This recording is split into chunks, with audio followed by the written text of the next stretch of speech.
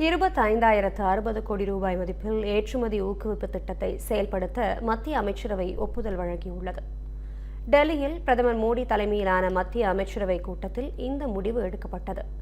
நடப்பு நிதியாண்டு முதல் வரும் 2030 மற்றும் 31ஆம் நிதியாண்டு வரை இத்திட்டம் செயல்படுத்தப்படும் எனவும், நிராயத் புரோட்சகான், நிராயத் திஷா ஆகிய 2 துணை திட்டங்கள் மூலம் இவை செயல்படுத்தப்படும் எனவும் தெரிவிக்கப்பட்டுள்ளது.